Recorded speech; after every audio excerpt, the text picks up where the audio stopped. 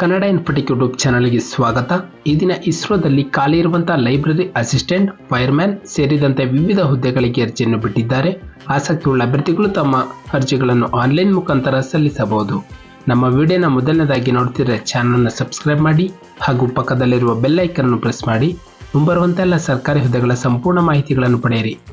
ಹುದ್ದೆಗಳ ವಿವರ: specialist engineer 3 post, scientist 2 post, technical assistant 55 post, scientific assistant 6 post, library assistant 1 post ಹಾಗೂ technician B 142 post, firemen 3 post, ಕುಕ್ಗೆ 4 post ಹಾಗೂ light vehicle ಡ್ರೈವರ್ಗೆ 6 post ಹಾಗೂ heavy vehicle ಡ್ರೈವರ್ಗೆ 2 ಪೋಸ್ಟ್ಗಳನ್ನು ಬಿಡಲಾಗಿದೆ.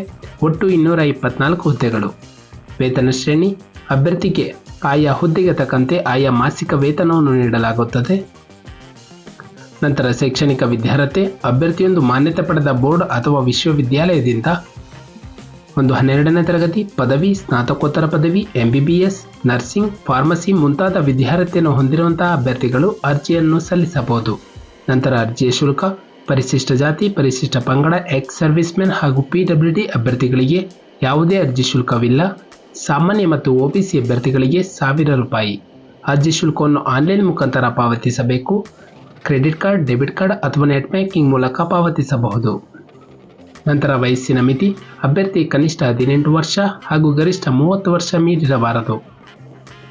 ನಂತರ ವಯಸ್ಸಿನ ಸಡಿಲಿಕೆ: ಪರಿಶಿಷ್ಟ ಜಾತಿ, ಪರಿಶಿಷ್ಟ ಪಂಗಡ ಅಭ್ಯರ್ಥಿಗಳಿಗೆ 5 ವರ್ಷ, ಇತರೆ ಹಿಂದುಳಿದ ವರ್ಗಗಳಿಗೆ 3 ವರ್ಷ, ಅಂಗವಿಕಲ ಅಭ್ಯರ್ಥಿಗಳಿಗೆ 10 ವರ್ಷಗಳ ವಯಸ್ಸಿನ ಸಡಿಲಿಕೆಯನ್ನು ಕೊಡಲಾಗಿದೆ.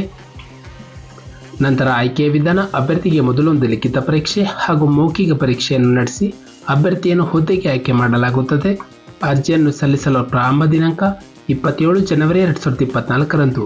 ಅರ್ಜಿಯನ್ನು ಸಲ್ಲಿಸಲು ಕೊನೆಯ ದಿನಾಂಕ 16 ಫೆಬ್ರವರಿ 2024ರಂದು.